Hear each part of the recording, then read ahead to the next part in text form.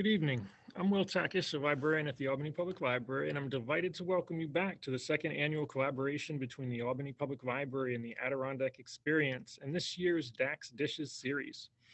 I'd like to start this evening's program by acknowledging that the Albany Public Library is situated on the land of the Mohawk, Haudenosaunee, and Stockbridge Munsee Band of Mohicans. The Adirondack Experience is situated on the Aboriginal territories of the Mohawk and Abenaki communities. Indigenous people continue to live in our two regions and practice their teachings and lifeways. Tonight, we are joined by Angel and Lauren Jimerson, who will be speaking about the Iroquois White Corn Project. Angel and Lauren are both in the Seneca Heron clan. Angel has been involved with the Iroquois White Corn Project since it was brought to Ganondagan in 2012. He began working in the Iroquois White Corn Project youth program, later leading the youth group. Currently, Angel fills the role of Iroquois White Corn Project production manager. His passion for minimalism, sustainability, and food sovereignty are the direct reflection of his Haudenosaunee values, cultures, and traditions. Lauren Jimerson is the former project manager of the Iroquois White Corn Project. She grew up on the Cattaraugus Indian Reservation, learning about the traditions of stewarding white corn by way of her grandfather. She enjoys cooking with ancestral foods to create dishes for a more modern palate. Throughout the evening, please feel free to submit any questions to the Q&A function at the bottom of your screen, and they will be addressed concluding the presentation. And with that, I'll give it over to Angel and Lauren.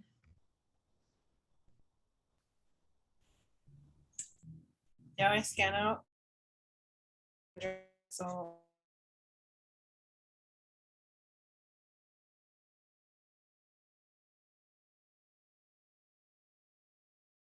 I'm thankful that you all are well.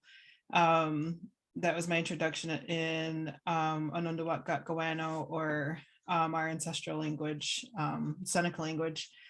And I said that I am Seneca, Ganondagan, and that I am of the Heron clan. Yeah, I scan on Kukwego, Gawang Osnikaso. Right? My name is Angel Jimerson, and I am the production manager here at the Iroquois White Corn Project. And I'm glad that you are all here and well. So you're going to start with a tour, right? Yeah, so right now we are actually here in Victor, New York at Ganondagan, in the facility of the Iroquois White Corn Project. So I'm going to actually take you around and show you the facility and show you our equipment and kind of just explain to you what we're doing here. So yeah, we can move into the kitchen right away. Yeah, and then after that, after Angel does the tour, we'll sit down and share stories, and you can learn all about our ancestors that lived here. So go ahead. Can you turn our camera? Let's see what we're looking at.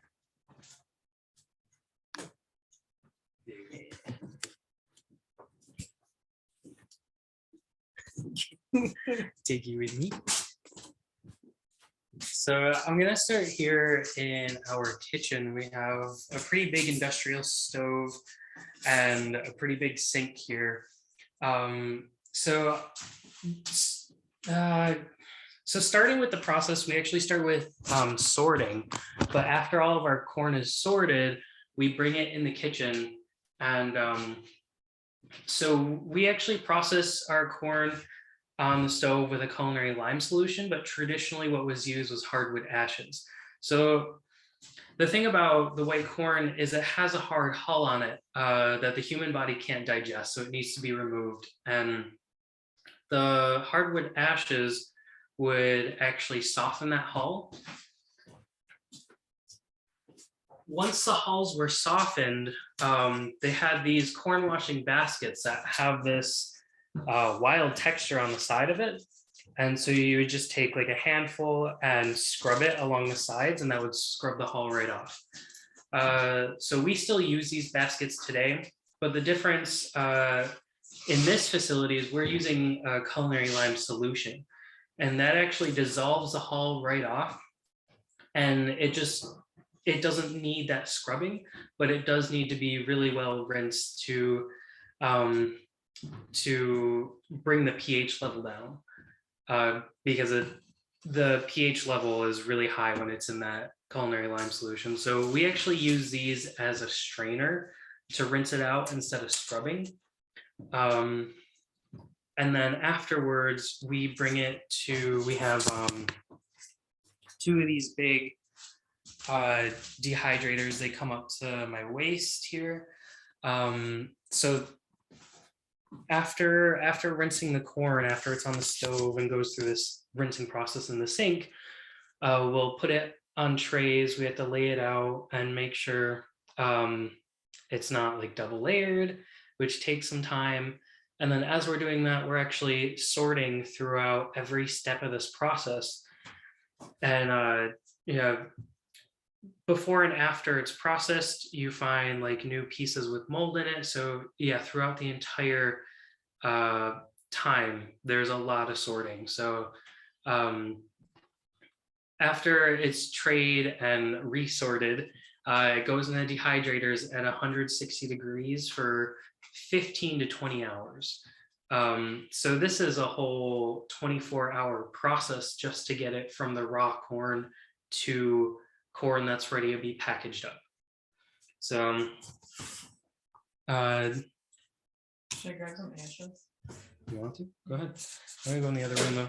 So in the other room, in the farmhouse that we're in, located in an old farmhouse, and we only have 2 rooms that we're using for this facility. So that was our kitchen. And then this is our, in this room, we do a lot of the pre-sorting and the packaging, and all the other stuff happens in here. So we have behind me this antique commercial coffee roaster. So we have 3 different products. We have a hulled corn, a white corn flour, and a roasted corn flour. So the hulled corn and the white corn flour go through the process on the stove in the kitchen and is dehydrated afterwards. The roasted white corn doesn't actually go through that process. Instead, we take the raw corn and we put it through the coffee roaster. It's about 250 to 300 degrees for 30 minutes. It's rolling around in there at that temperature. And then it has to cool down for about 10 minutes. And then we put it through a stone mill grinder. So a stone mill grinder, actually we use the stones instead of metal because it keeps that natural flavor to it. When you use a metal grinder, it changes the flavor a bit with the metal blades. So we do use a stone mill grinder that needs a lot of upkeep, and so is the roaster because it's antique. But yeah, that's what we're kind of doing in this room here, and I can show you the grinder real quick. Takes up a lot of space. It's pretty tall. It's a lot to manage. So yeah, the entire process takes a lot of time, and it's very hands-on, and it's very labor intensive because even the rinsing process takes a lot of elbow grease, and it can be exhausting. So it's a very long process just for this corn to become digestible. So my mom has brought in some corn. I don't know what she's gonna do with this, so I'm waiting on her. Well, I'm bringing in visual aids. Visual aids. So then people have an idea of what all this looks like. Because you were talking about the hard hull of the corn. So you want to talk about did you talk about it being how it was dried? Like how it's harvested and dried? No. Well, there you go. There you go. Oh, you want me to talk about it? Yeah. Okay. Okay, so this is what the corn looks like. And I feel like this isn't the greatest lighting to show this. So when we harvest white corn, it's actually harvested dried, so it's hard. Angel was talking about the hard hull. And so when we pick it, actually it's not this hard. It's like it's not milky, it's past the milky stage. And this is actually when it's fully dried after drying all winter long. So in the spring, it'll be hard like this. So actually in the fall time, we harvest it, and we have here we have a husking bee. And you see back there, there's a braided, we braid the corn together like this. The braids that we do are actually longer than this. I don't know if this is one that was braided short. Oh yeah, it's intentionally a short braid. So I think this is more for like for exhibition. But the braids that we have stored that we harvested in the fall actually hang really low. So They could be up to 6 to 7 feet long. yeah. And I think it also depends on like the corn. We're talking about the white corn specifically that we have here. And some people, so some people, I know someone on Facebook was taking a poll about how long you braid corn, and so other communities were chiming in. Some people will count 25 25 ears. Some people will just like braid as long as they can lift it. You know, so there's all kinds of perspectives on how long a braid should be. And then, so when it's all dried in the spring, we'll have a shelling bee. And so that's when we'll actually take the kernels off the ear, and we get this. And if you can hear it, you can hear how dry it is and how hard it is. And so that's the hull that you can't digest. And I just wanted to show you guys, Angel was talking about how traditionally we used ashes. So these are the hardwood ashes that we have here. So what we actually do is sift like the chunks of charred wood out, and so you're left with just the dust. And so when we do the washing in the hardwood ashes, there's actually the chemical changes cause color changes in the corn, which is really cool. So it'll turn like a bright orange, and then it'll turn back to, you know, this kind of creamy yellow color, or off-white, I don't know, whatever kind of color it is, before you know, go put it into the corn washing basket. Versus this is what the culinary lime looks like. So it's a white, it's actually a white powder substance. And then did you want to show them like what it looks like when it's hulled and the flour? Good. Yeah. Yeah. I don't know if I have any right now. Okay. Yeah, I don't have any flowers available. It's all packaged right now. But yeah, the white corn flour is more of like a white flour, whereas the roasted has a different look to it, and it has like a nuttier smell and flavor to it. It's just it's a completely different product, just with the way it tastes and smells. But I mean, both of them are really good for like gluten-free baking. So the white corn itself is non-GMO. It has a low glycemic index, and it's gluten-free. So it's really good for people who are gluten intolerant, or you know, just can't eat gluten, or people who need that lower glycemic index in their diets. So the flours are really good for baking in that sense. So I like adding agave instead of like sugars, and then adding the white corn just to keep that low glycemic index. And it's really good for gluten-free baking. It's a really good substitute for that. And the hulled corn itself gets rehydrated like beans would, and you can use it for soups, stews, and salads, chilies. I like eating just as is when it's rehydrated. But yeah, do you want to sit down and chat? Chat time. Chat time. Sure.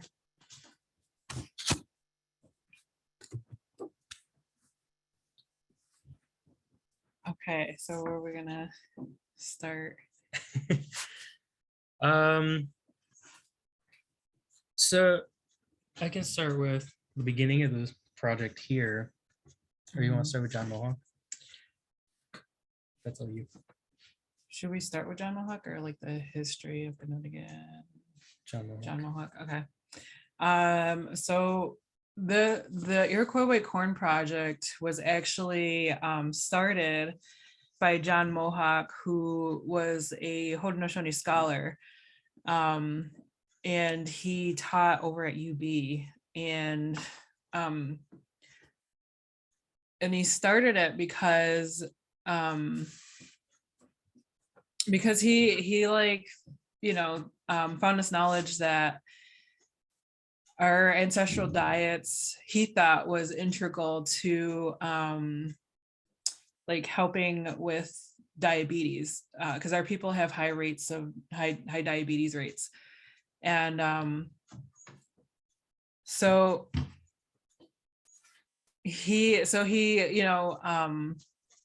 that people weren't eating white corn, in the way that like we used to. And, spoke of, how labor intensive it is to eat it. So he thought, about taking that process out. And so then it would be readily available for people to consume. And so that's, how he started it. And so he started it actually at Cattaraugus. And he passed away, I think, in 2006. And that's when, the project stopped being a project. And it was picked up by Pete Jimerson, who was John's cousin. And, I think he, when John passed away, I think he just had envisioned it coming to Ganondagan.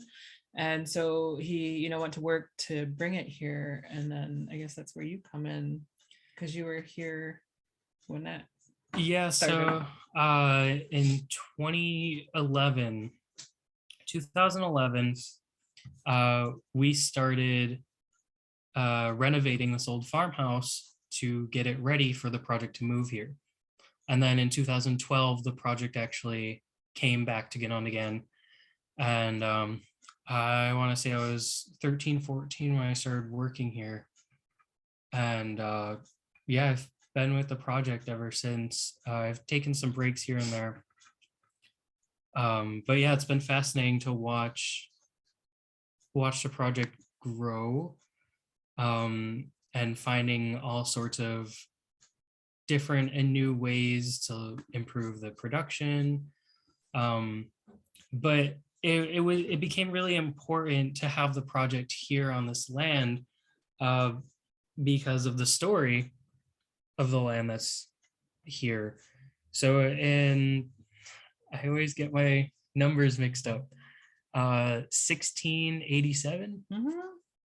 In 1687, there was a Seneca town here, and they were in control of the beaver trade. Mm-hmm. And everyone wanted control of the beaver trade at that time. So there was a French. I was just going to say they were trading with the French, the English, and the Dutch at that time. Okay. And yeah, so a French army was sent to this town to take control of the beaver trade. Actually, it was in New France. New France? Present day Canada. At the time, it was New France. New France? Yeah. Okay. So not France. They didn't come over Yeah. from France. They came from New France, which is Canada. But yeah, so a New France army came to take control of the beaver trade. And they came at a time where the men were off in battle, at war. And so it was the elders, the children, and the women who were here at the village.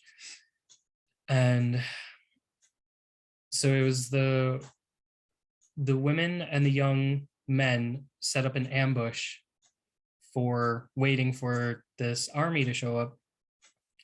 And that gave, the elders and the children time to evacuate.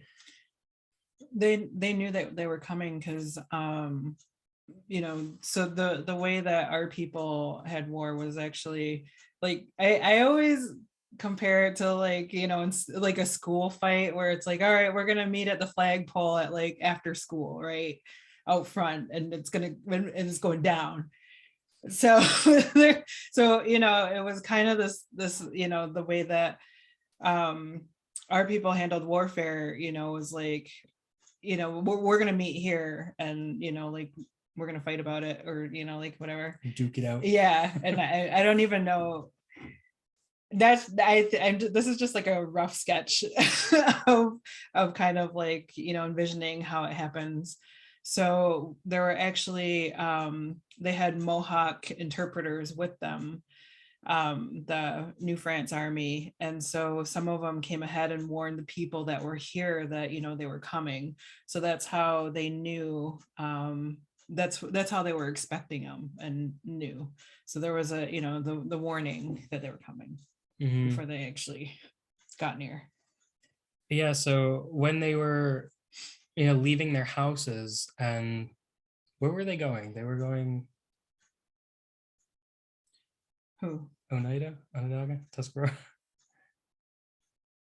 Who we're going? The Seneca people. Oh, you're talking about the people who stayed behind. No, so they were evacuating their town to go stay with another. They went east to the Cayuga country. Cayugas. Yeah, our so little brothers. They went to stay with the Cayugas, and in preparation of leaving, they burned down all of their houses and all the crops that were here.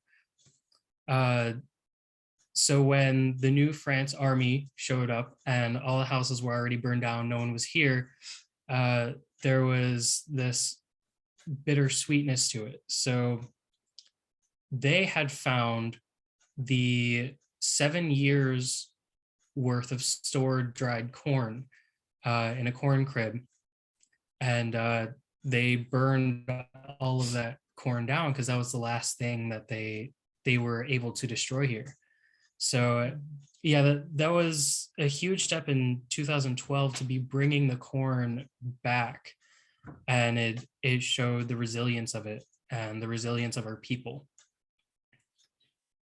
Yeah, where that corn storage is actually 1/2 mile down the road that way, and there is a trail there called the Fort Hill Trail. It's a steep climb, but it's really cool when you get to the top, and there are interpretive signs that tell that story.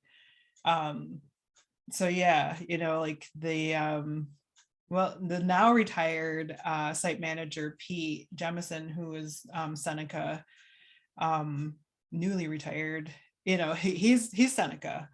And so, and us being here is actually a big symbol of that, like return of the Seneca people to the ancestral land, and then to bring the corn back here also after it had all been burned. I see that as like a momentous event where it's like we're still here, we're living, surviving and thriving, and just to come back home is quite the journey. All these years later, centuries, or maybe, yeah, a lot of years.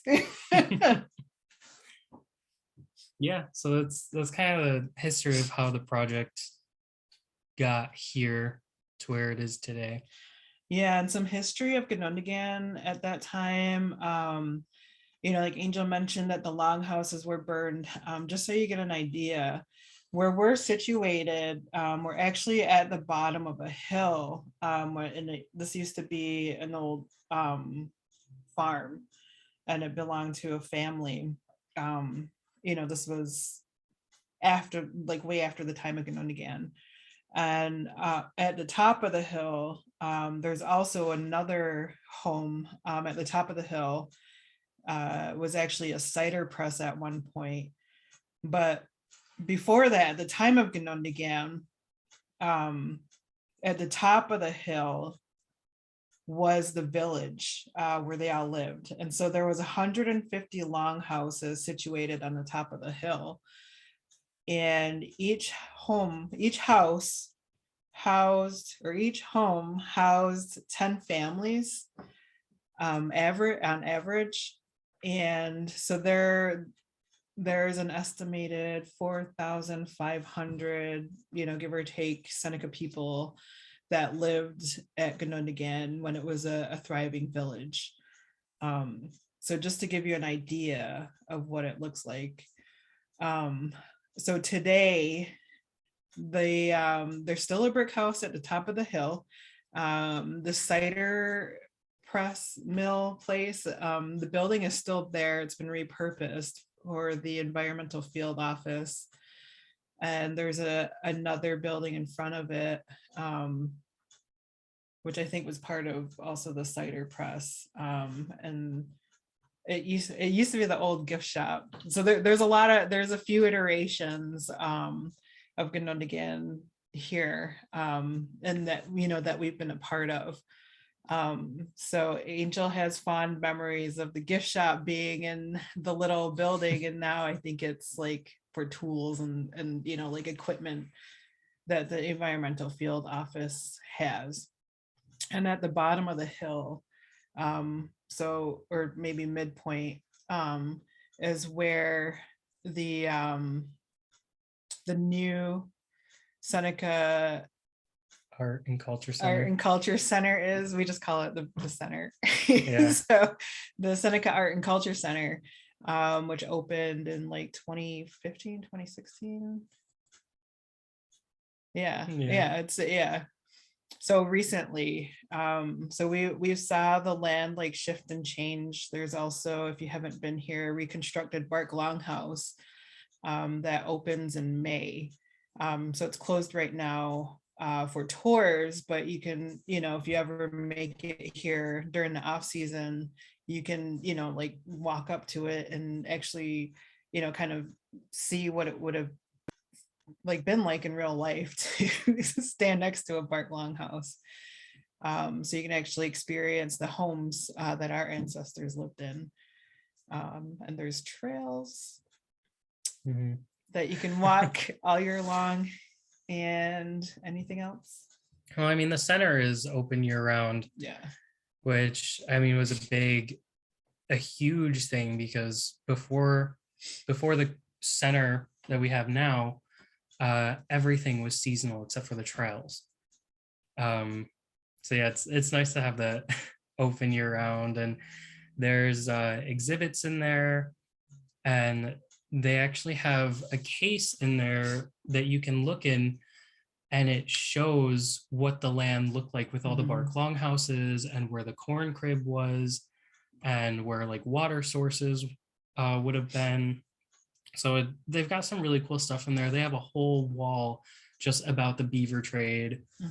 And yeah, there's a lot of awesome stuff in there. Yeah, there's really cool exhibits in there. And yeah, so with coming back to the White Corn Project, working with the corn has brought so much for me. When I do these presentations, I always take a little time to talk about my personal experience with being here with the corn. And yeah, I've been here for 10 years with the project, and even a little before then to remodel this house to get it ready. And I was 13, 14 at the time, and there was a lot that I didn't appreciate about having this opportunity to be a part of this program, this project. And so when I want to say I was 19, I took a 2-year break from the White Corn Project. And when I came back during that break, I set on a journey, and I discovered minimalism and sustainability. And I really just started following this healing path. And so to come back 2 years later after starting these new journeys, I really learned a lot of appreciation for the project, for the corn, for just having it all come back to this space. And I really had to reframe my mindset to be able to appreciate it, to have that gratitude. And when I came back, I saw a lot of things that I had wanted to change. And starting was the language that was used here. So when sorting the raw corn, the very first step of this process that we do here in the facility, the categories that the corn was sorted into was It's like good, bad, ugly. yeah, good corn was trash corn, which just really didn't sit right with me.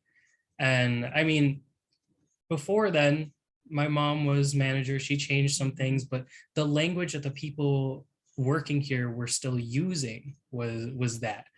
And so I started changing the language, and instead of sorting the corn that way, instead it became, what are we using it for? So here's a bowl of corn that's going to be used for hulled. Here's a bowl of corn that's going to be used for flour, and then there's going to be corn that's going to go into the compost, because it's not useless, it's not garbage. We don't want to send it to the landfill. And it still has a purpose, it still has something to do. So we're going to put in the compost so it can do its magic there and go back to the earth. And that slowly started to change the way I thought about myself and about people. Having that mindset of sorting things from good and bad, it made it a lot easier to be judgmental. And I found myself very judgmental towards people, the people around me, the people just passing by in public. And that created a very negative headspace for me. And as someone who, is challenged a lot by mental health, having that negativity fill my mindset was not helpful at all. So when changing the language, changing the way that we're sorting, changing the way that we're thinking of the corn as we're working with it, slowly changed the way I thought about myself. And seeing these imperfections on a kernel of corn, it was no longer ugly, it was no longer bad, it was no longer trash. Instead, it had a different place to go. It wasn't any more, any less than the other corn. It still meant a lot to have that kernel. It was still very important to have that one kernel with these imperfections or even with mold on it, because it just goes back to the compost. It goes back to the earth, and we can use it for fertilizer to grow more foods. And I think that's a beautiful way to think about it. And that slow process of seeing the corn that way, and then being able to feel, I grew up feeling seeing all my imperfections and feeling like I wasn't good enough for school, for the people around me, for work, for every little thing, to then realizing I'm not in the right bowl. Someone sorted me and put me in the wrong bowl. I'm not in the place where I belong. And I started looking for that place, and I started realizing like I'm not useless. I'm not worthless. Like I'm just different, and that's okay. I still have a purpose, and I still have a place to be. So that. I had this flash of like pulling up, and in the compost pile there was a stalk growing from the compost pile, and that's what I'm thinking, like that's you. Yeah.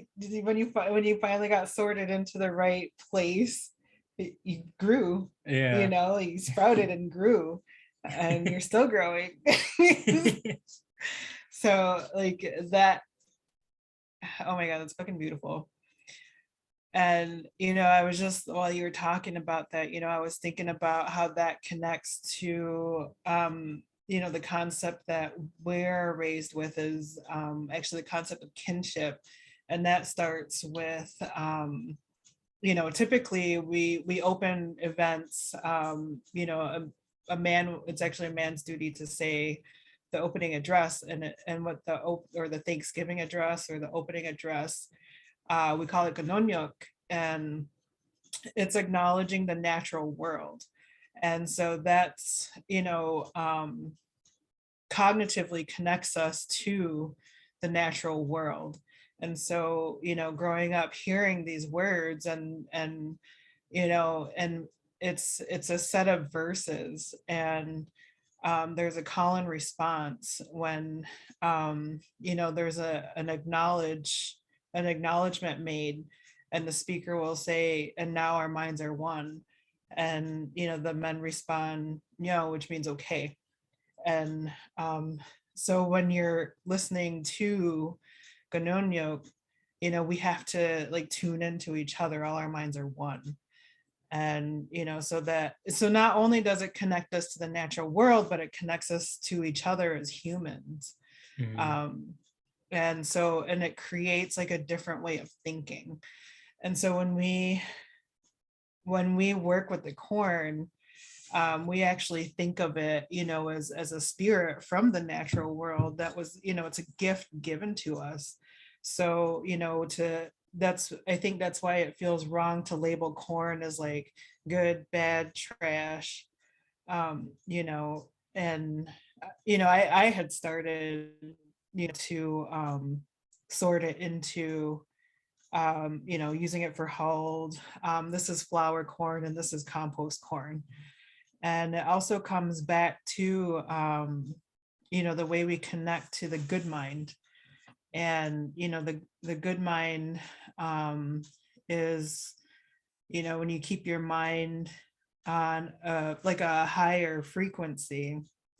And so it's, you know, like thinking good thoughts, thinking good things, and it's like feeling good.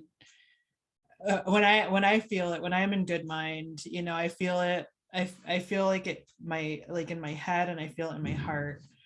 And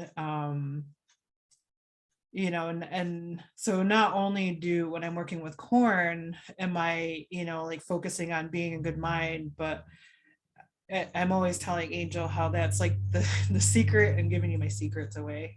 But the secret ingredient in my food is, you know, being in the good mind. And if I'm not in a good mind, then like my food, I mean, it doesn't taste, it comes out, you know, like that's when I have like mistakes and when I mess up.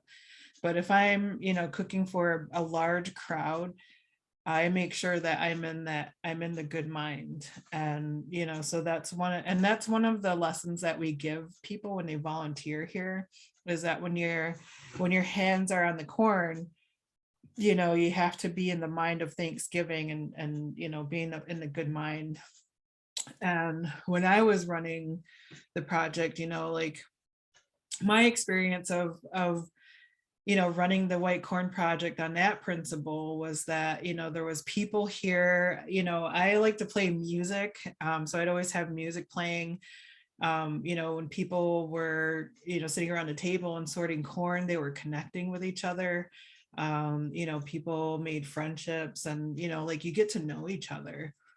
And so it's a way to sit down and slow down and be mindful. So it really is a mindful practice. And I think that, in, I guess what I would call Ngwataweka, or like, the way of like the native way, that living traditionally is really a practice of mindfulness. Yeah. And I know personally, I tend to distance from it at times. And then, but it's always something to come back to, and that's like a form of healing for me. Yeah.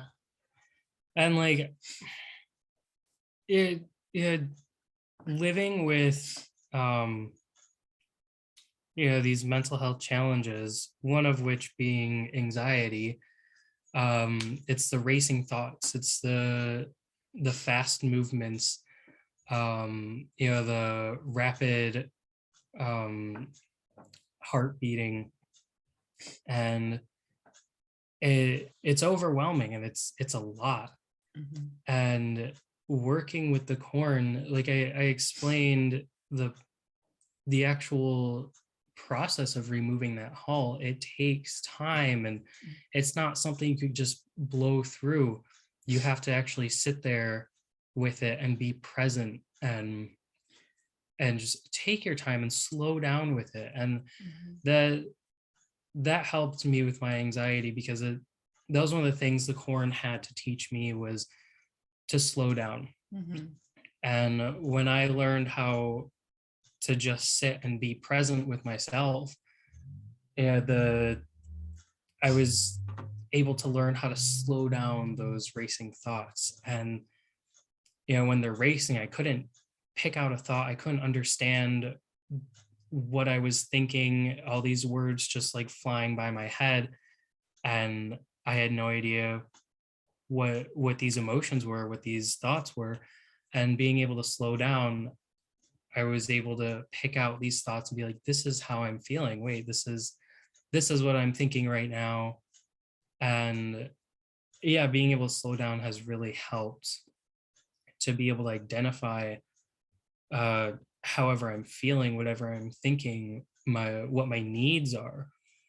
And being able to learn that just from working with the corn has really taught me to be grateful for the things that I have. And having such a long labor intensive process too, you learn to be grateful for the outcome, what comes out of that hard work, because you pour so much into it.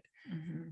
Just to have, you could pour in a whole lot just to have a handful of corn to eat. But the handful will keep you full for hours. Oh yeah, it's very filling. It's very rich in nutrients. Yeah. And I, like when you were talking, I was thinking about, like when we work with corn, we're actually in community with corn. And so like sometimes me and Angel, we're family, we go through things. And, sometimes when I see him struggling, I'll be like, you need the corn. And, there is actually, an indigenous community built, just around the corn. And I also wanted to talk about how, like we were talking about the husking bee, and, I've started to call, like these processes that we go through with the corn, like food ceremonies, because when we do the husking bee, that's also like a big being in community with the corn, because we invite people over, and, it's a big one, like it's a big day event. And like other communities, that of course the communities that are growing the corn, they have husking bees that last weekends. Every weekend people are traveling and helping that community braid their corn. And so there is, so like that's that community. And so like that's how it is. Yeah. I was thinking we got like 7 questions. Yeah. So I know we're coming to like the end of this, so I wanted to check out the questions we have. We had 2 that were answered.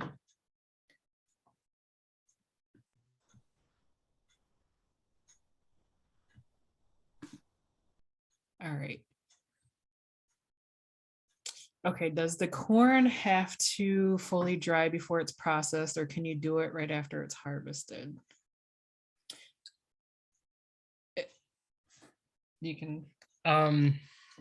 It does need to be fully dried. It needs, in order for the hull to be able to come off, to be removed through one of these processes, the corn does need to be at like a good, I think it's 12, it's like 11 to 13% for the moisture content. Otherwise the hull's just not really coming off. Although there is green corn, I don't know a whole lot about green corn, but I do know it's only used. Yeah. That, and that's also the time it's roasted for roast corn soup. So yeah, so that's something else that I'm actually not comfortable talking about because it is related to ceremonies. Mm-hmm. So yeah, there's a time and place for that.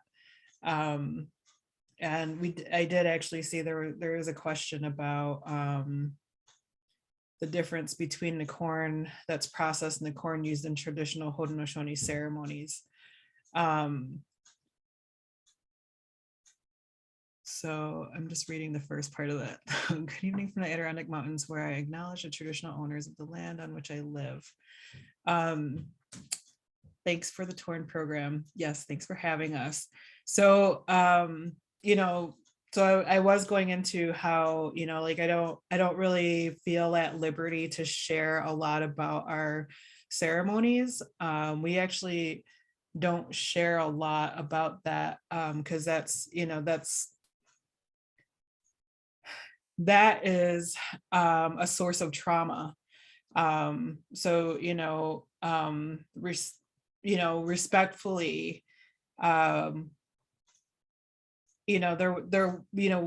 we have to acknowledge that there was a time, and it wasn't that long ago, that it was actually illegal for us to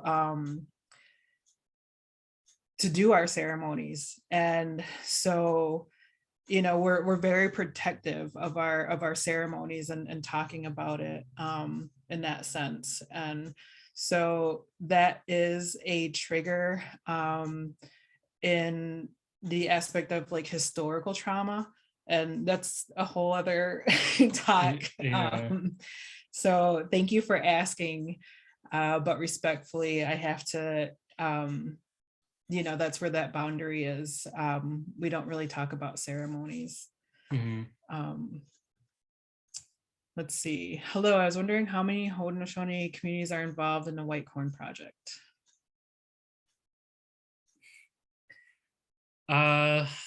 Let's see, involved. So all of them? Yeah, well, I communities. mean, we have our facility here, and we have 3 staff here currently, and we have a group of volunteers that come in to help sort. And so we have the staff Ganondagan that also helps here and there in the facility. But other than that, we're usually working on like partnerships and doing different programs like the Husking Bee with other communities. So they're not involved on like a weekly basis, but yeah, a lot of other communities are involved, a few times a year to do these events, and we do like some food events together. Although I am seeing another question of Well, I feel where's like the those two acres? questions concerning like how many acres of corn get planted and how much of the crop is saved for seed. Yeah, so we don't actually grow the corn here. We just do the processing. We actually source from indigenous farmers. And so that's how a lot of that community involvement with us, it connects. Haudenosaunee farmers, Yeah, of course. yeah. And so we'll source from like Guckwheel Farms in Cattaraugus. We get corn from Tuscarora, from Akwesasne. So yeah, that's how we're involved with other communities. And that's how we work together to go through this process of the corn. Yeah, so I think to answer the question of how many acres of corn get planted and how much of the crop is saved for seed, I don't think that's something we can answer because the corn is actually sourced from different communities. We don't grow the corn here. We've tried, it doesn't grow. And let's see, was Iroquois White corn grown in the deep past through to the present? Where did the first seeds used in the project come from? The first seeds, that I can't answer because that would be a John Mohawk question, and he's no longer with us, so he's not here to. He might be with us, but I don't know how to get the answer from him. Yeah. But I actually come from a family that stewarded white corn, so like I grew up thinking that like all families had their own like I don't know, like they had their, like my grandfather grew it, and that's how I just knew like he just grew it, and my family all knew how to put it through the ashes, so I grew up with that knowledge, and so our like just as our ceremonies were kept undercover, so were our ancestral foods. And, I think this is another story of resilience where, we have seed savers, and then we have people who are bringing all those like seeds back. And it's like, it's really amazing to see. So, like I didn't realize how privileged I was to have that, to grow up with that. So I think families, I think there were families that just stewarded seeds, while we were as well as ceremonies and stuff like that, when we had to kind of, I don't know, close down. Kind of when I'm talking about, kind of reminds me of like when we were quarantining at the beginning of COVID. Let's see, what do we got? Thank you for sharing your journey of self-love intertwined with how you see the beauty of every corn kernel, its uniqueness and value to Earth, to us all. Are you integrating visitors of Ganondagan with this beautiful revelation of what the corn can teach us, or is this more a personal journey of which I so appreciate you sharing? Yeah, so I'm seeing another question down below that, do you sell your corn products? And my answer is going to kind of answer that too. So we do sell the corn in our gift shop, but production is very low right now. There are other communities that are putting together their own processing facilities. So there's Skukwio Farms and there's Oneida, Wisconsin, that people, can order corn from their websites if they have in stock. But for us, we are no longer focusing heavily on the production, to meet a certain production. We are focused more on the educational aspect of it, and that's why I do a lot of things like this, is the webinars, the Zoom meetings, the tours, to tell these stories and share this information alongside the corn. So yeah, that's what I've been doing the past few years. Let's see. Hi, Melanie Sawyer here from Thunderhawk Living History here in Mariah. Can you take us out into the corn through its stages later on, please? I really appreciate this talk. I respect your knowledge and honest immensely. Oh, thank you. I think I'm having a hard time understanding. Yeah, I keep rereading it. Can you take us out into the corn through its stages later on, please? Yeah, I feel like I'm trying to grasp what that, like, what is it that you're trying to understand, I guess. Yeah, I know. I really want to answer your question. Like, I think okay, so this is what I'm thinking is, like, I don't know if that question is about, like, can you take us out into the corn through its stages later on, please? So I'm wondering about if that has to do with, like, the history or, like, the process, because I think of, like, the later on stages as, like, what the hulled corn looks like and, like, the flour look like after it's processed. So that's how I'm connecting to this question. Let's see. So if you can, just kind of say, like, what specifically, be more specific. Let's see, where is your facility? Can people visit and see the process? So the facility itself, we are located in Victor, New York. We are in the same building as the Friends of Ganondagan. So it's like a 1-minute drive down the hill from the Seneca Art and Culture Center. So we're actually in the Rochester area. Yeah. Because I just know people, like, we're collaborating with Albany and Adirondacks, and so, like, so we're actually at, like, Rochester is like 20 minutes from here, and we are about 15 minutes from Canandaigua, just for reference.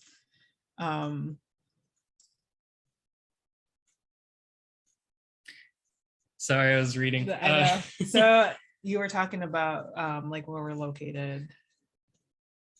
Yeah. So that's Rochester where, area, Victor, that's New where York. we're located, and if people can come see the process. If people can come see the process,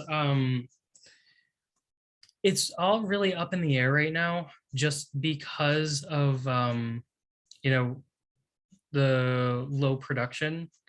We're not in the facility, I want to say, only 2 times a week.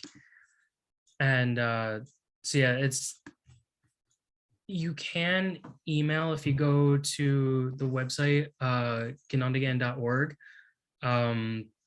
There will be a contact tab, and you can look for, like, Meg Joseph. And if you email her, she handles all of the scheduling of that stuff.